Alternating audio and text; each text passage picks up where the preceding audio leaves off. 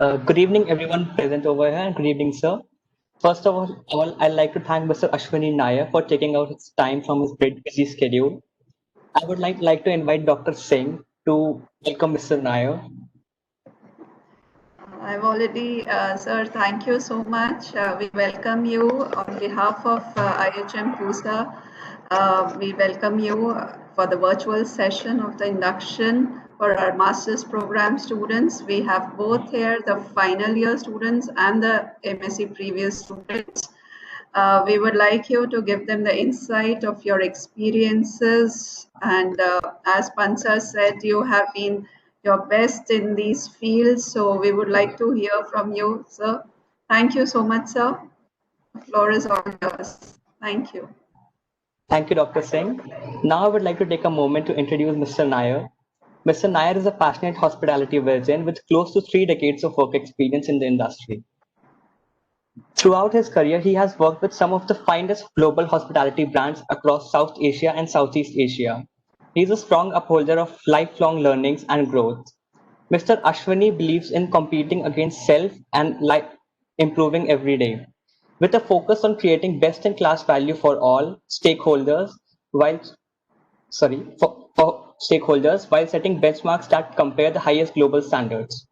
Sir is currently leading the largest Crown Plaza part of Intercontinental Hotels Group in Southwest Asia to its excellence, which has also been internationally acclaimed by World Luxury Hotel Awards 2020 recently. He also feels honored for being recognized as India's top 100 great people managers by Forbes India. Along with his zeal for hotels, he also serves as a member of Board of Studies for Galgotias University, TEDCO Education, and Graphic Era University. Apart from hospitality, which is his professional passion, Mr. Nair nurtures a strong interest of fitness and regularly swims, cycles, plays golf, and tennis. He is also an avid collector of music and art. This was a small introduction of our prestigious guest today.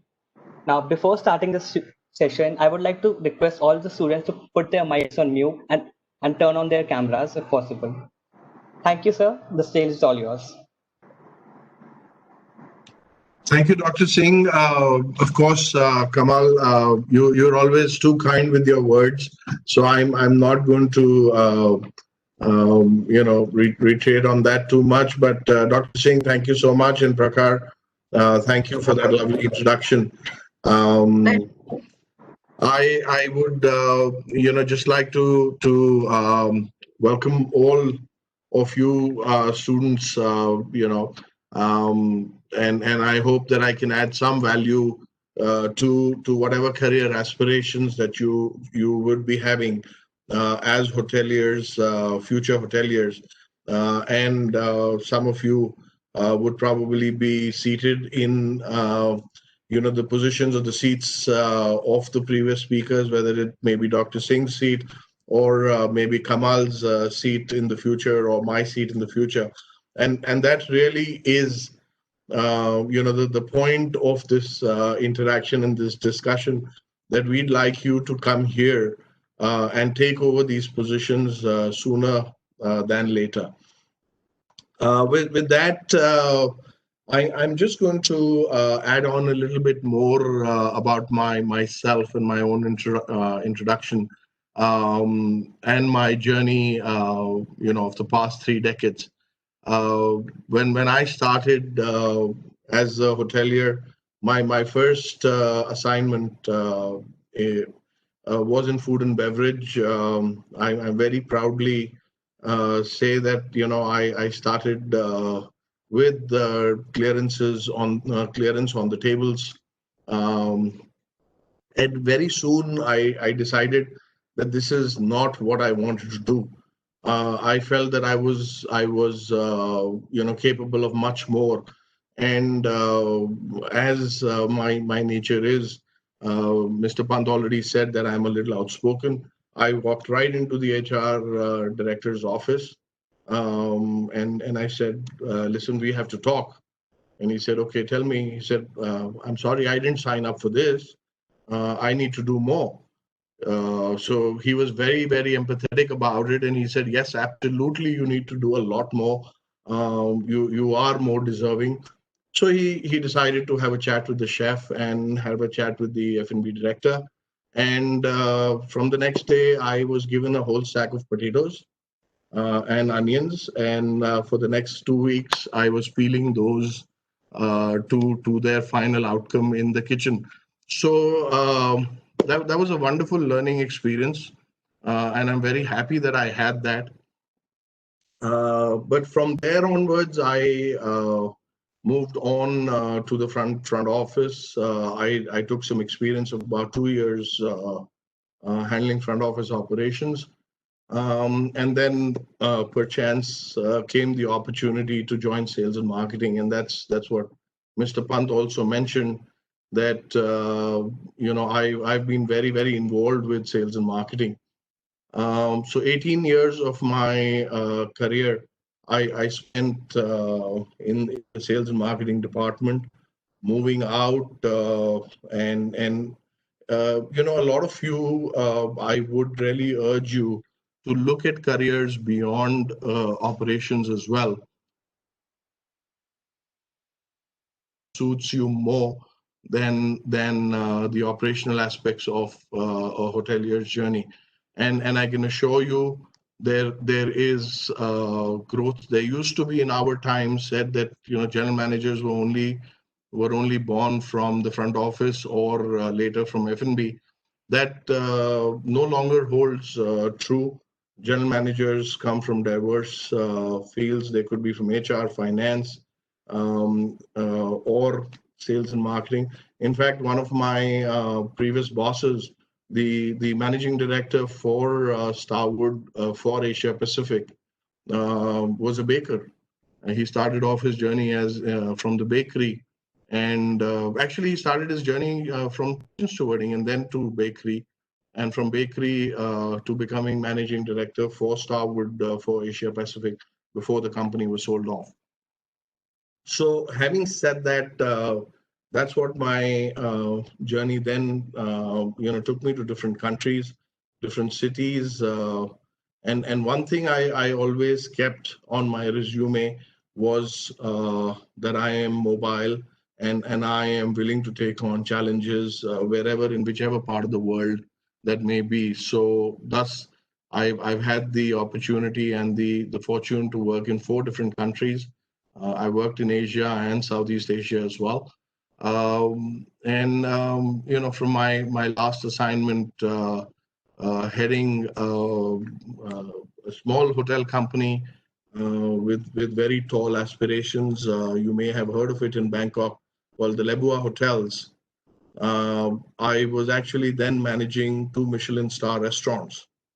And from there, my love for food and beverage has rekindled to the point that now half my team accuses me of being more partial and spending more time in F&B than I do in sales, or I do in front of the house, or do anywhere else.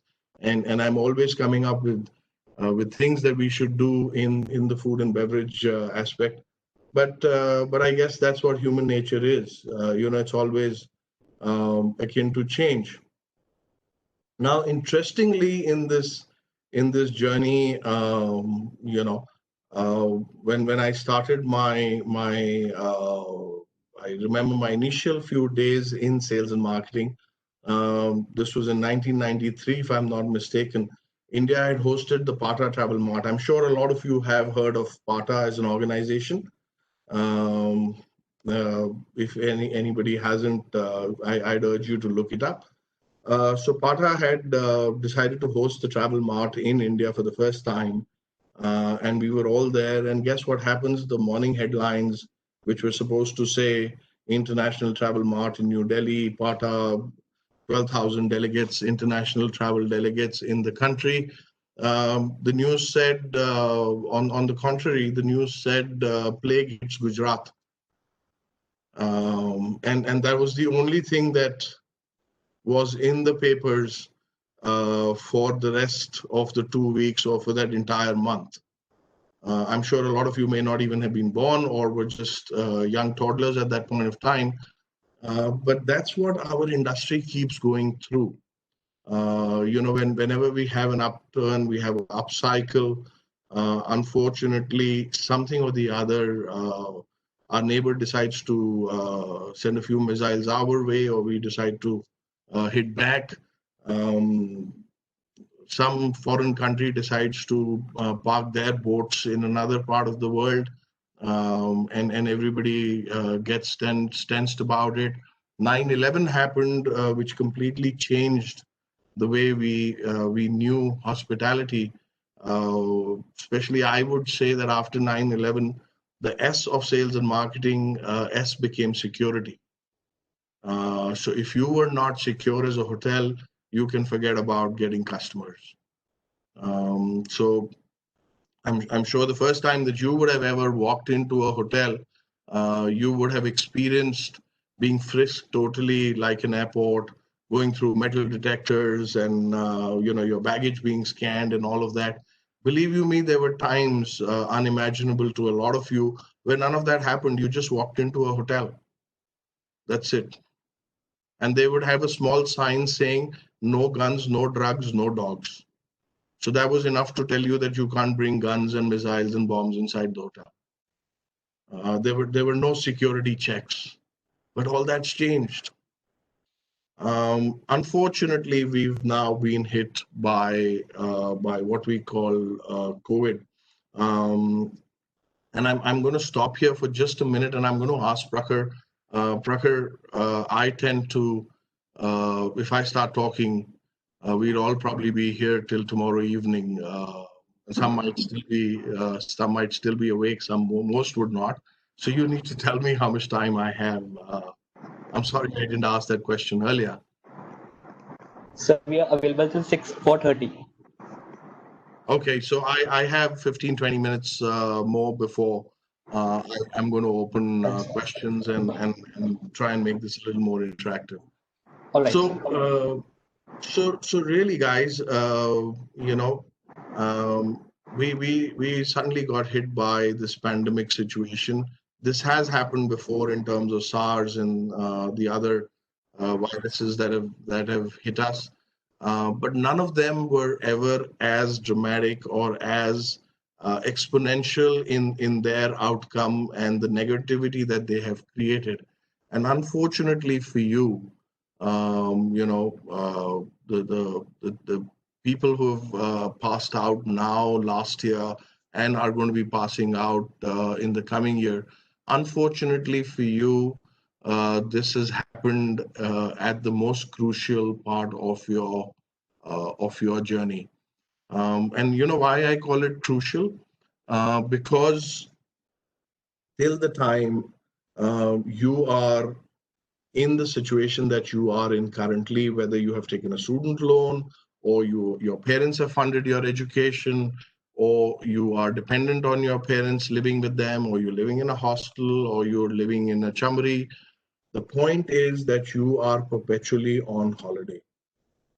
And unfortunately, that vacation ends the day you walk into, not as an intern, but when you walk into whichever hotel or whichever business or whichever company that you choose to join, the moment you walk into the back door and into the HR office, the perpetual holiday that you've had comes to an end.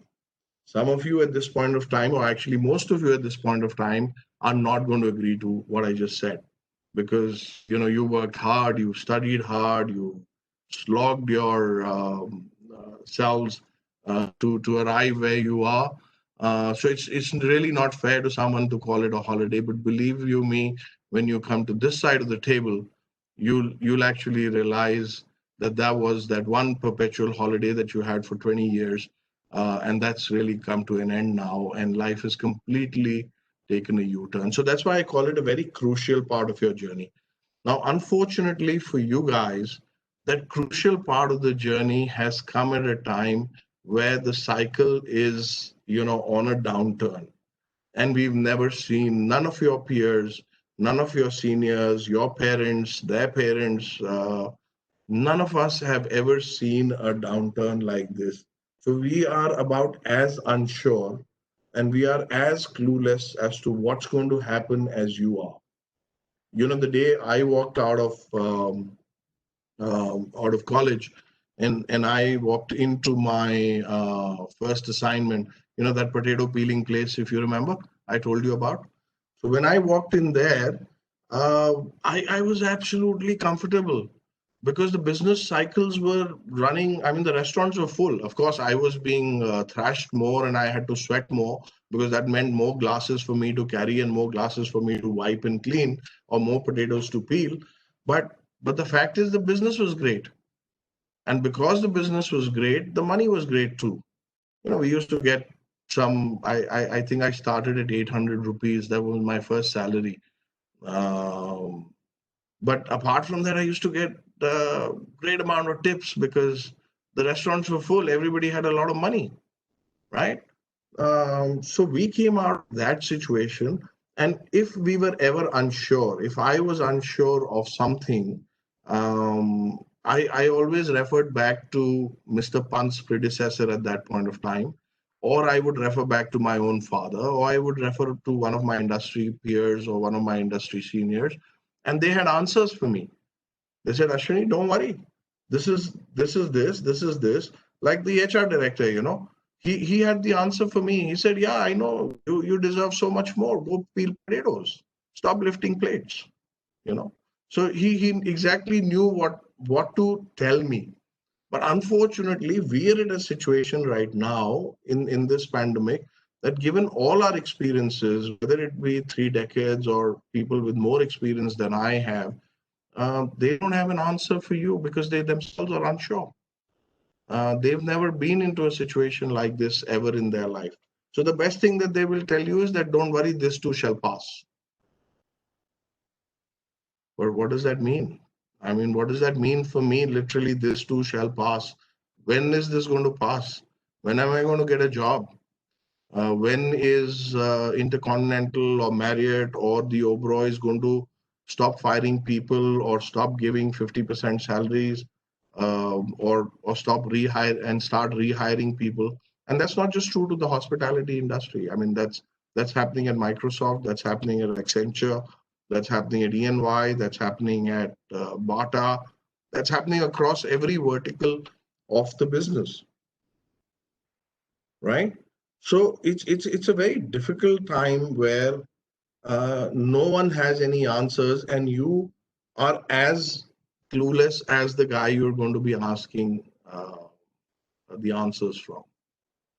Okay, so this is unfortunately the reality of the situation. Some of us do believe that yes, there will be probably there will be a cure for the pandemic, or there will be this mass herd mobility of the pandemic, which will create herd immunity amongst us, or the virus may weaken in itself by spreading itself so much, and everything's going to be okay. But I'm not a scientist, and I've not dealt with, even if I were a scientist, I've not dealt with this virus ever before. So if a scientist goes and makes a claim and says, oh, don't worry, 3 months from now, this virus is going to stop becoming as severe it is, I'm going to question him and say, where does your theory come from? I mean, what have you learned about this virus so far that you make that claim? And I can assure you that no one can make that claim. We're talking about the vaccine coming in, and we're talking about all these things. We don't know. So it's something that has impacted not just China, or not just the US, or not just Southeast Asia, when they had their crisis, or not just India when we had the plague last time in '93, or we had the attacks which happened in Mumbai. These were all localized events with, or even international events with, minimal amount of damage that was contained within a city or an area or a country. Never has a damage or a negative influence spread so far around the world as this one has. Right? So it all sounds pretty terrible, right? Anybody who feels super excited or anyone, can you please unmute yourself, or can you please tell me why are you feeling upbeat or optimistic or feeling very good about the fact that this is happening? Anyone at all on the call? I'd love to hear from you. One word of optimism. Sir, I'd like to know. My name is Malhar. And I'm in second year of masters. A lot of changes are happening because of the pandemic. The industry has had a wake-up call. It's as if the industry was taking a quick nap and someone jolted them, and they had to change a lot of things overnight. So I think that's one of the positive things. Although the way in which it happened, it was a little, not little, very shocking to a lot of people. They lost their jobs, a lot of revenue was lost. But a lot of changes have happened in the industry.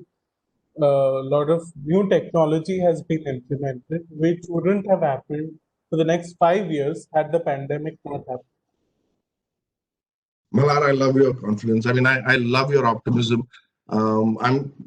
Whenever things get a little better, I'd either invite you to come over to the hotel and spread this message across my team, because they're hoping to listen to some words of optimism too, or I'll probably come across the college and we can have a discussion. But sorry to say, I mean, here's my version of it. What changes?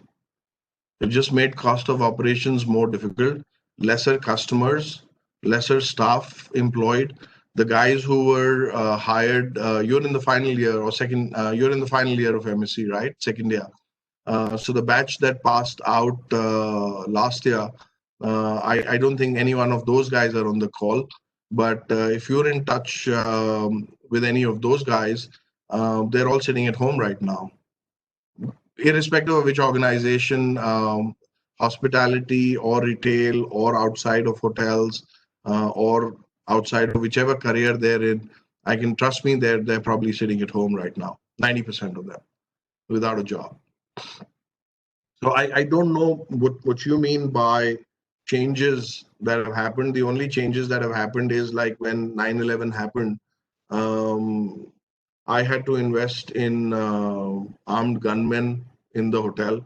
I don't run an army camp here. I run a hotel. I'm supposed to be a place where people come and enjoy, feel comfortable, feel like VIPs, not be threatened by an armed gunman who's somewhere walking around the lobby waiting for somebody to pull out an AK-47 and then they get into an armed conflict. Incidentally, we even do patrolling outside the perimeters of the hotel at night, which we never used to. I mean, and I don't like passing through, and I don't like my stuff, whatever's in my bag, going through an X-ray scanning machine and everyone looking at it, and there's some stuff you don't want people to look at, right? But that's especially booze bottles that I like to smuggle into hotels, so they don't charge me expensive liquor. But now I can't do that anymore. Now every time I try to take a booze bottle into a hotel, they say, "Sir, isko yahan na kar dijiye." So that's not a change for the better. Yeah. So similarly, now the only changes that have happened is that I am spending more money on sanitizers than I'm spending on my food cost. Fortunately, no, but it's literally sounding like that. Sanitizer costs are one of my biggest costs right now. And I don't want to pay for sanitizers.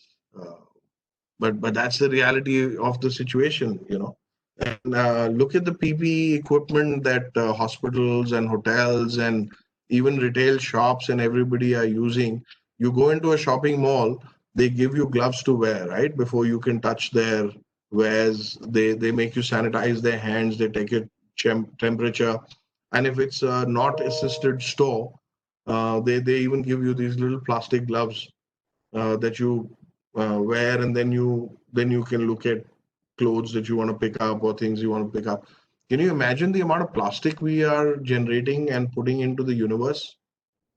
So if COVID is not going to wipe out half of us, the amount of non-sustainable material that we have become dependent on is going to wipe us out 5 years or 10 years from now. So I really Malhar, you and I can go on and having this debate for hours and hours together, but I can find you a pessimistic answer for every optimistic word that you say. Okay. So COVID, not okay as far as I'm concerned. I wish it hadn't happened, but it has happened. Now, again, I stress that unfortunately it's happened at the time. And you know why I'm so passionate about it? Uh, for the simple reason I've got two kids here who are exactly your age. So my son is in fifth year of his law graduation. He has to apply for a job next year, early 2021. He doesn't have a clue who's going to hire him. My daughter just completed her master's in business design. She's back in India without a job, with a huge student loan that unfortunately we have to pay off as a family. And we have no clue as to how we are going to be able to ever recoup that money. And the interest obviously keeps adding on, right? And that doesn't stop. So they asked me that same question. So what do you think it's going to be? And I smile and say, this too shall pass, right? Uh, that's the only thing I can say. But let's change the rhetoric a little bit, okay?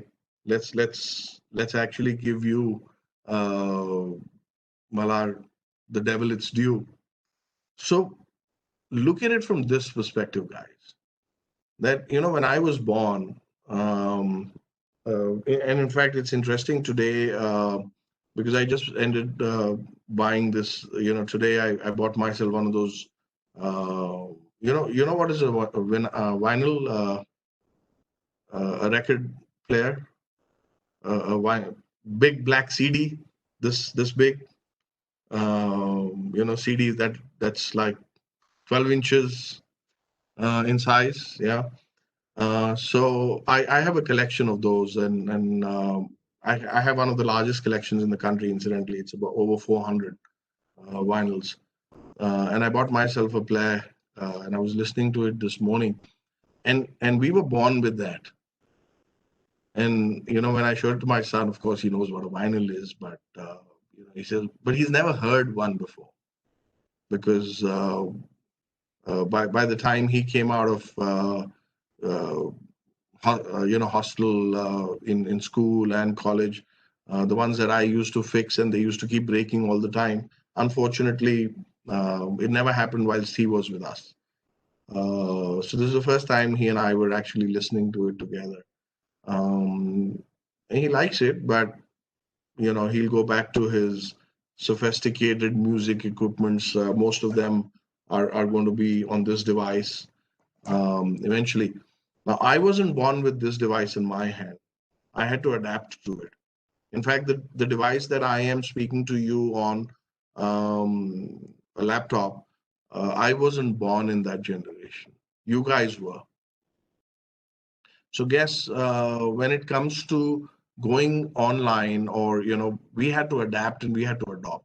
So the guys who came in and started working in the mid to late 90s, who were born literally with those laptops, or had just when the world had just moved to mobile devices, and when these guys walked in, some of them are heading companies like Microsoft and Cisco, and all the tech companies, and half of them are Indians. You would know.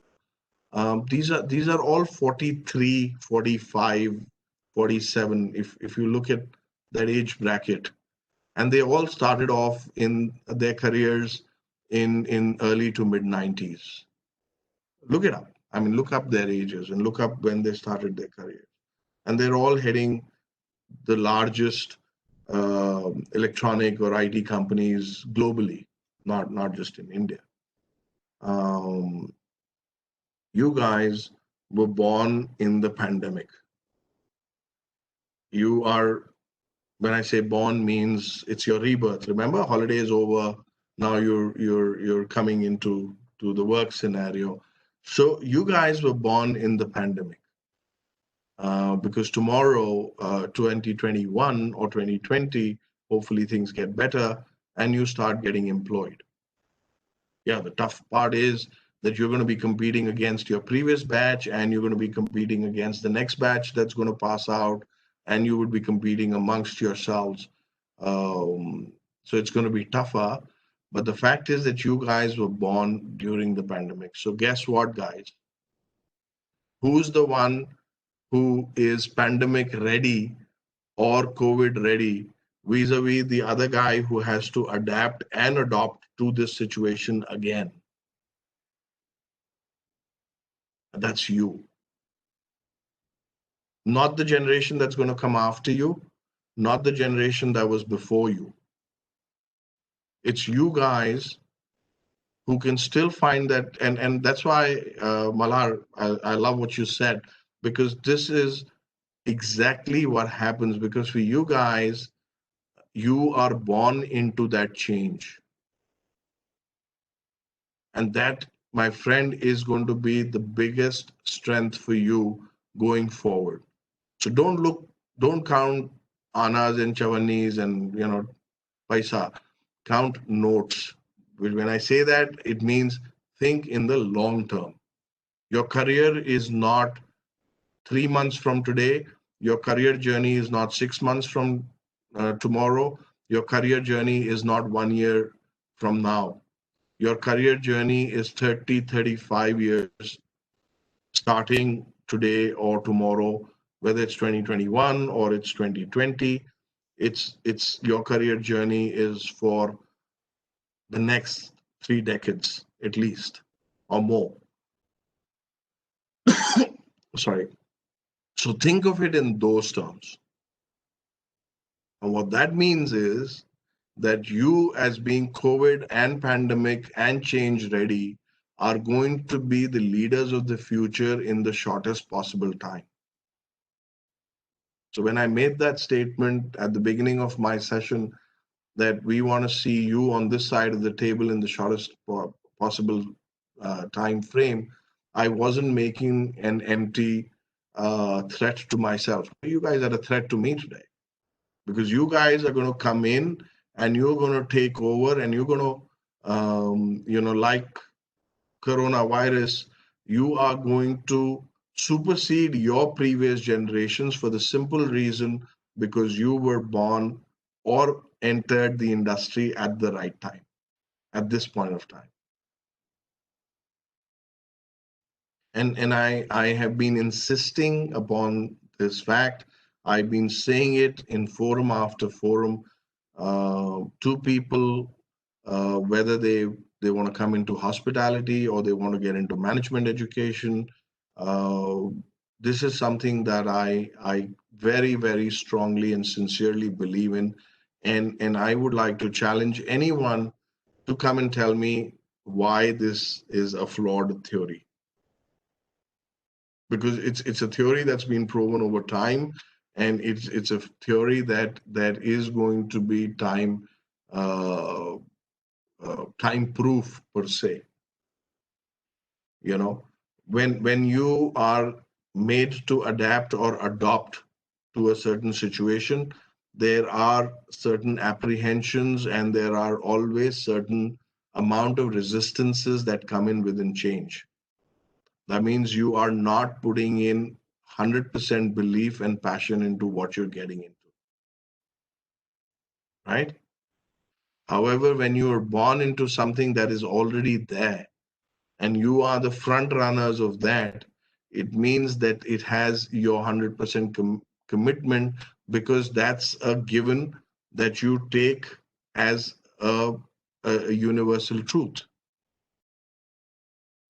So whilst we still don't have the answers to this pandemic and COVID and all of these situations, it's you guys who have all the answers.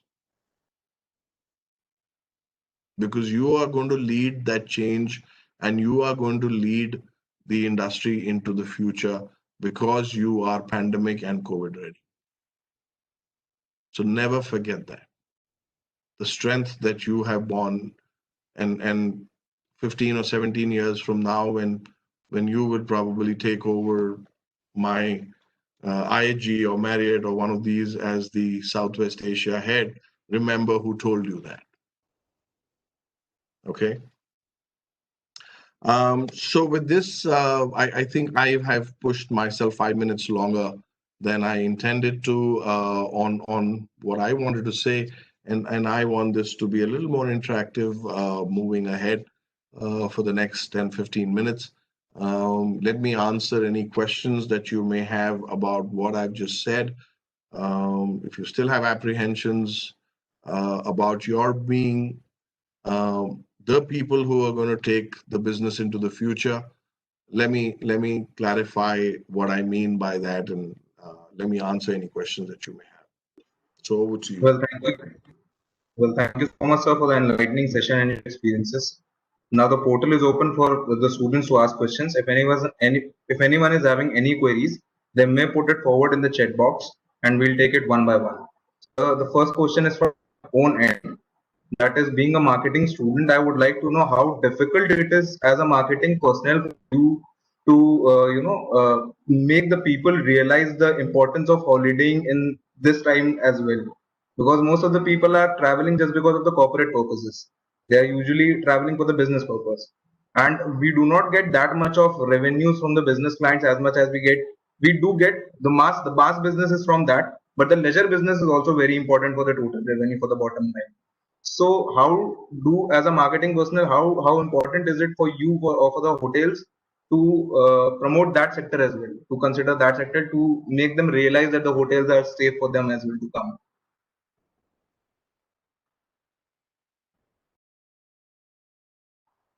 So I'm so sorry to interrupt. You're on mute right now. Yeah, sorry. So Sahil, let me just take you back to what you learned in college. I'm sure you must be also referring to Philip Kotler, like we did. He's always been around, like he's COVID proof. So what was his whole definition on marketing? Do you remember? Where did it start? I mean, you don't have to give me the definition, but if I'm not mistaken, it started from zero. What an organization starts doing, and it goes the entire circle, and it goes all the way up to 360, right? Right. Covers everything. So here's the role of marketing and sales in this time. Your question, of course, was how do you convince guests to travel? My question or my answer is going to be in two parts. The first I'm going to say is, what is it that you do to the business? And the second I will answer is, how do you convince people to travel? So the first part of it is at this hotel itself. I mean, I have an example. We've never done this before, but now we've got programs called Dial a Chef, which means you can order a chef in your home, and he'll come with kitchen stewarding and service staff, and he will do an entire catering in your house. We've never done that before. I have opened a bakery in a residential area. I've tied up with a local baker, taken all his stuff out, and now we supply all our stuff there. I've even taken my laundry shop to a residential area in Greater Noida. And these are just some of the things that we've started doing, but these are things that all come from marketing itself, and then they convert into sales.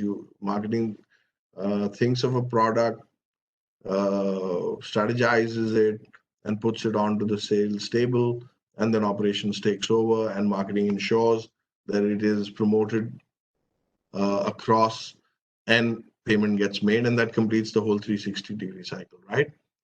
So the way we've adapted as hotels and hotel companies or hospitality is that we've completely changed the way the game used to be played.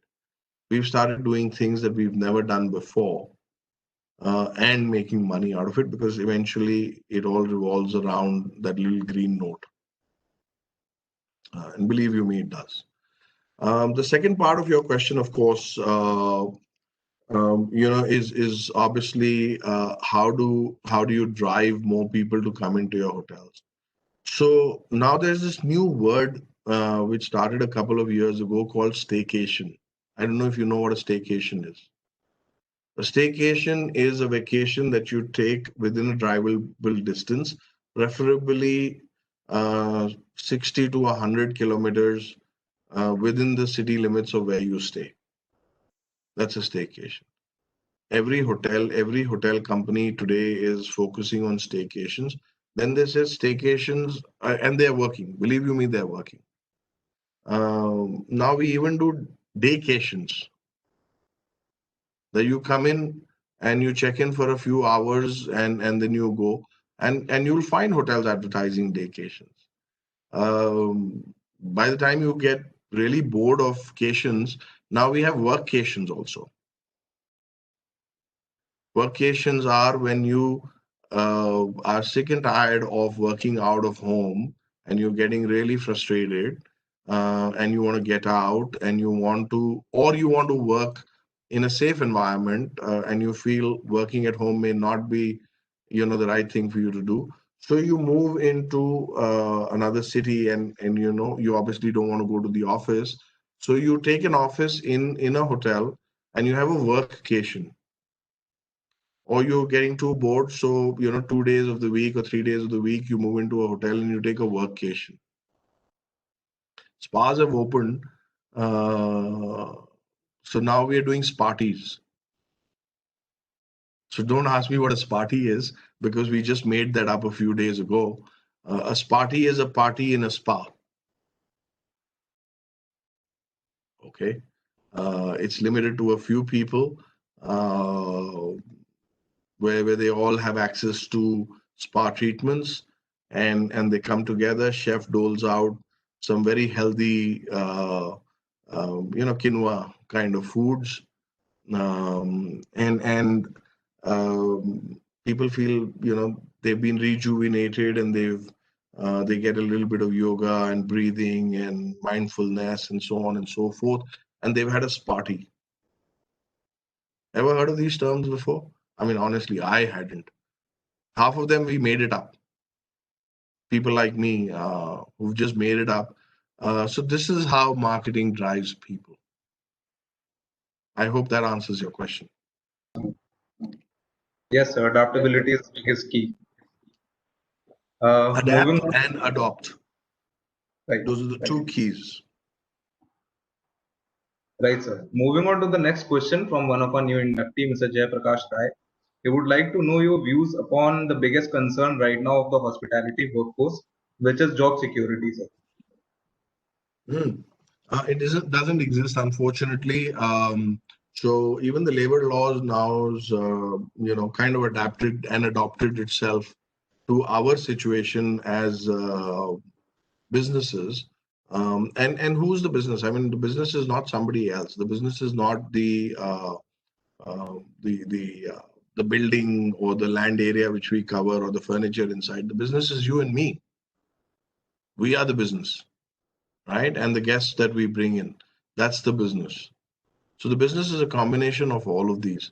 So I don't think any one of us is being targeted here.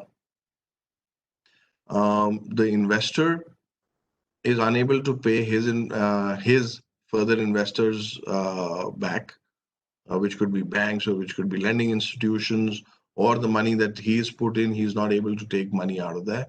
He's at risk. The building itself is at risk because you are not able to pump in the same amount of money that you would have liked to in POMIC. POMIC is basically property maintenance and engineering expenses. You can't pump in that kind of money anymore. So the building itself is at risk, which is the most lifeless of the whole, the entire stakeholders. This poor thing is the most lifeless one. But this is also at risk.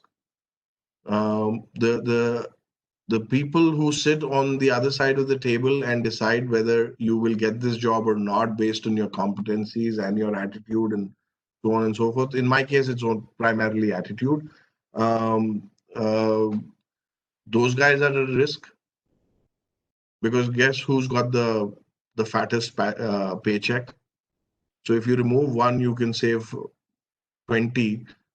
Makes more sense. Some owners, right? the managers or the colleagues who are down the line are obviously also at risk. The interns and the trainees are at risk because their parents don't want to send them to work. कि बेटा एक 6 महीने और घर बैठ जाओ, क्या फर्क पड़ता है? Enjoy your honeymoon or the vacation for 6 months more than you had intended to. And most importantly, what you have said, that the staff and the colleagues are equally at risk. But here the risk is mitigated equally amongst every segment. And the moment we allow that risk to be more or less in any one segment, this business is going to collapse on itself. Because guess what?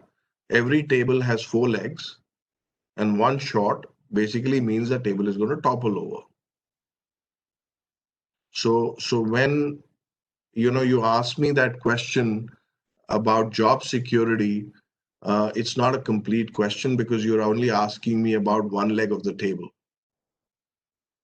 The question you should be asking me is for that business as a whole and all the 4 legs of the table. And then it makes it a complete question and would get and hopefully I've given a complete answer. Right, sir. Now I would request Mr. Prakhar Gupta to ask his question on the portal directly. As we business, we talk about business continuity, and in current areas when the hospitality industry is almost paralyzed, how would this word be possible? Like, how would we get the continuity in business? Okay, so Prakhar, I think that's a wonderful question. Business continuity, and that's really what I was talking about. Business continuity happens when that table remains flat and does not topple or does not fall down, and that's that balance remains, and that's where business continuity happens. Now, what's going to happen? And here are some few possible scenarios. I'll quote one scenario. The recent article I just wrote in I think that was for Economic Times hospitality. So this article spoke about weddings as a segment. As the author, I go on about saying, and it's my absolute belief, weddings as a segment. Guess who started weddings as a segment? It's not the event management companies. They didn't exist 20 years ago. Hotels, we are clueless. Don't expect anything from us. Any earth-shattering or groundbreaking ideas. Travel agents are too busy making money in commissions and things like that. So, who started the wedding industry? The way we know it today, it's a $50 billion industry in our country. It was started by Bollywood. And yeah, a lot of you must have seen this movie called Inception. Inception had this whole thing about how they plant an idea which grows into an entire earth game-changing situation at a later date. So this is what they did. They did inception marketing. They planted that idea, that seed into our minds.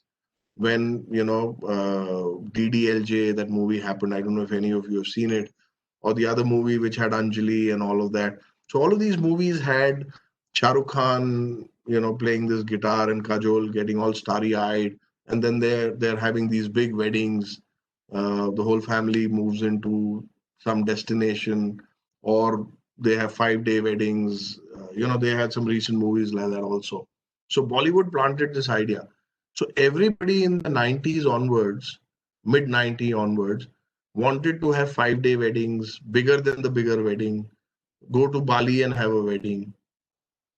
So this was the big fat wedding as we know it, right?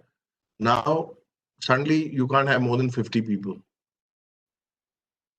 And that also you need to get permission from the district magistrate and the area ACP and the CMO's office before you have that. Things are changing, but that's what it came to. So what happens to the big fat Indian wedding? End of story. Business continuity gone. But no. The big fat Indian wedding turns into the intimate wedding. The intimate wedding is that you don't take 300 people or 400 people to Bali for your wedding. What you do is you hire a private charter, your own aircraft, put 50 or 100 people inside that, and take them to the French Riviera coast. In the intimate wedding, you don't serve, whiskeys like 12-year-old scotches and things like that. You serve artisanal, oak matured, cask matured, handcrafted whiskeys that are rare, or those are single editions. To 50 people, and you have a lot more social closeness, not social distancing, but you have social closeness with a little bit of physical distancing. So business continuity is going to happen in one way or the other.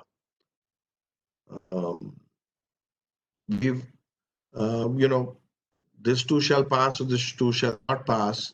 But what is definitely going to happen is that you and I are going to come up with some bright idea that's going to click to the other 40, 50 participants on this call, and we'll sell our business and our idea to these guys, and they'll all come and spend money at your or my shop.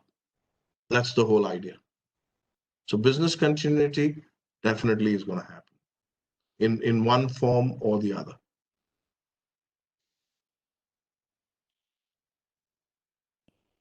Thank you so much, sir. Thank you. So the next question is coming from Ms. Tulika. She wants to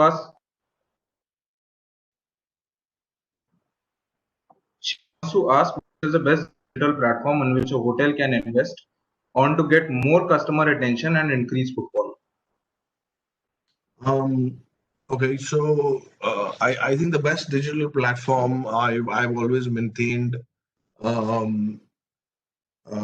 in terms of I mean, sorry, I'm going to have to ask you to rephrase that question.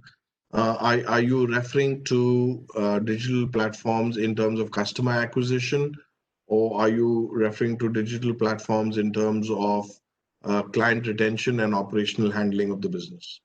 Plus, customer acquisition, new customer attraction, and customer acquisition, sir. Okay, so customer acquisition, unfortunately, again, like I said, we guys don't have it with us. Somebody else has to come and show us how to do it.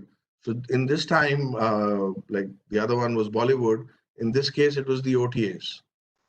They came and taught us how to sell our hotel rooms, and they charge us 23% commission for doing it. And sometimes even worse, or even more than that. In some cases, 27. I know some hotels that pay 27% commission to OTAs to market their hotel. And the reason why OTAs are so successful is because I, as an individual, or even IG as a company, does not have that kind of reach, because we don't spend those kind of marketing dollars. It's just how they manage their business that makes them so successful. But they are going to be a thing of the past too very soon. So customer acquisition is primarily going to come from channels that are going to be owned by the operators themselves as we go forward.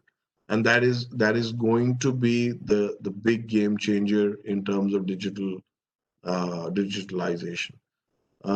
You would have seen that if you follow any of the hotels, or if you follow any restaurants, like I personally follow a few chefs like Alan Prasad, Daniel Hum. I follow his restaurant, 11 Madison Park, very closely. I see every day what he puts in there. Not that I try to, don't say I said this, but I try to replicate it sometimes also. But the point is that these are owned, self-managed channels, digital channels that are being used. So my social media, my engagement with either Microsoft, as a platform, and am I able to remarket myself, my spend on digital efforts like remarketing or channel distribution and things like that. That is obviously going to increase going forward. And that really has nothing much to do with the OTAs or with the COVID situation. That is something that has been a war between the OTAs and between hotel companies and product for a fairly long time. Now it's just the fact is that the change is going to happen much faster, and companies are going to consolidate and start moving on to owned digital platforms like Instagram and Facebook and Snapchat. I mean, hotels haven't got on to Snapchat as yet, but definitely WhatsApp. I use WhatsApp as a great marketing tool. Every time my hotel wins an award, everybody on my phone, they're on my broadcast list. They get this big mailer that comes out of me. The reason I do it, half of those guys or more than half of those guys are customers. They are clients and also friends. The fact is that I don't let them forget me. So they remember even whether they're in Thailand or they're in Nepal or they're in the UK or in the US. I haven't spoken to the guy for 20 years or 10 years, but he can't forget me, because he is going to get that WhatsApp message every time I achieve some milestone in my life or in my hotel's life. So this is where digital is going to move, has already moved, and is only going to get stronger and stronger. I would like to add in here also about digitalization in terms of the S. Remember, I spoke about the S for security. The S has now changed again, and the S has gone from sales to security, and now it is S for safety. So the biggest S of sales and marketing is S for safety, and that's the first thing. So how do you communicate that digitally to your customers?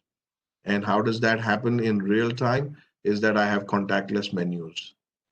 In fact, I just piloted that project for IHG across Asia, and it's going very well.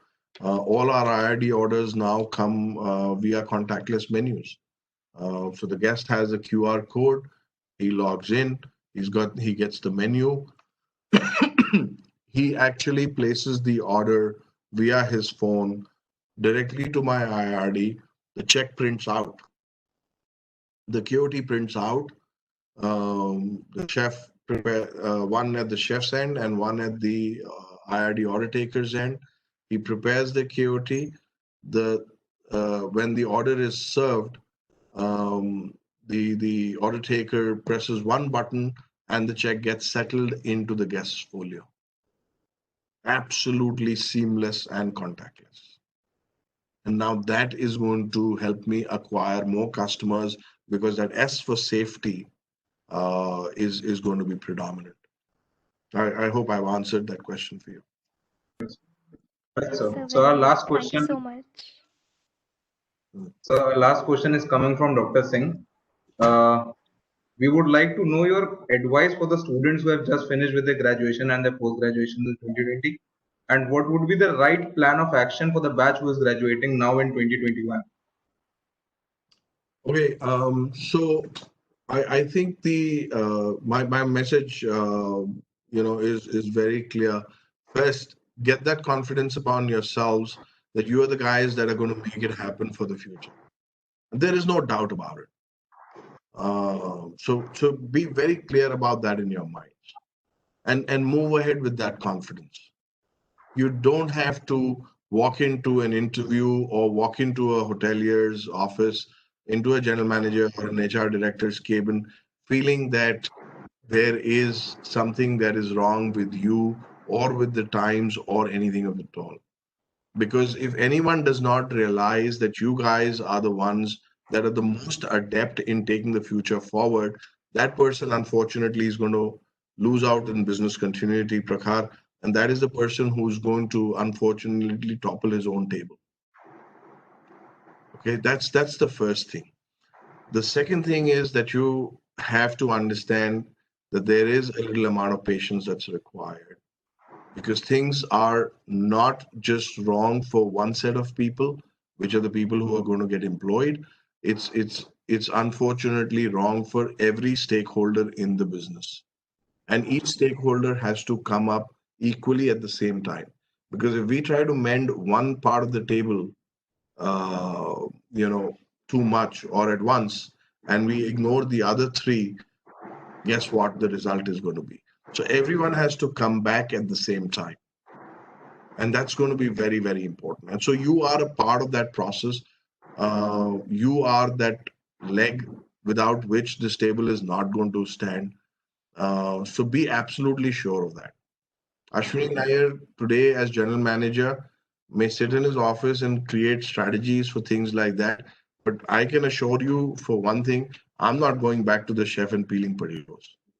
So I need someone to do that for me. So guess who's going to do that? Right? Oh, that's not what we're going to hire you guys for any which way, but that's being used as an example. Okay. So life has to, balance and move together. Thank you, sir. I appreciate it. Thank you so much, sir. I would request all the participants to switch on the camera so that their attendance can be recorded.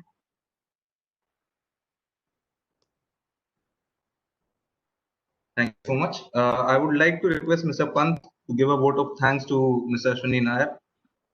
Yes. Thank you, Sahil. And what a captivating talk it was, Ashwini. I'm glad that we thought of you for speaking to the young students, who are embarking on a new journey in these difficult times. I appreciate your courage, buddy. You call a spade because everybody else has been taking that rhetoric that this too shall pass. But you have taken it at its face value, and that shows the kind of courage that you have. I remember, when this pandemic had just started, I was there with your team, and it was a long, dark tunnel, and we were only at the entry point of that. And I was also trying to give a reason that we have seen the Gulf Wars, and we have seen 9/11, and we have seen 26/11 and things like that. But this too shall pass. But we still do not know. We are 6 months down into this crisis, and we still do not know how long it is going to last. And the kind of anguish and the kind of pessimistic view that you were expressing, I just recalled while I was going through this captivating talk, that where is the head that wears the crown? And as the general manager of one of the largest unit in NCR, the kind of anguish that you feel for the number of associates who are suffering because of this pandemic, that was really coming out of you. And the kind of people person you are, you have been recognized for being a people person. That is a kind of responsibility I could feel, you were speaking. I'm sure my students have been benefited by this interaction with you. There are a number of things that you have coined yourself, the terms like sparkations and staycations and daycations and workations. Different workations we did come across, earlier than this, but the new terms that you have, this shows, the world craft that the marketing people have to use. Because when the demand is not there, one has to go out there and create that kind of a demand, make suggestions to people to buy, to consider your proposition. After all, selling is not only selling a product or a service. An idea is also needs to be sold. And that is exactly what, in very convincing words, in very strong words, you have communicated. And for myself, I have enjoyed every word that you have spoken. And I'm glad, and compliments to Dr. Singh for inviting Mr. Ashwini Nair to speak to our students today. And I look forward to many more interactions with you. And Ashwini, we are proud of Ashwini Nair, the alumnus of 1980 batch. Thank you very much for finding the time, dear friend. Thank you so much. Thank you so much. Really, really appreciate and absolutely an honor for me to be here. Thank you, Pansa. Thank you, Ashwini, sir. Thank you. Sir, on behalf of the entire IHM Pusa fraternity, I would like to extend our heartfelt gratitude to Mr. Nair for joining us and for the words of wisdom which will surely resonate with all of us. I take this opportunity to thank faculty members for gracing the occasion and our virtual audience for the active engagement. Thank you so much, all of you.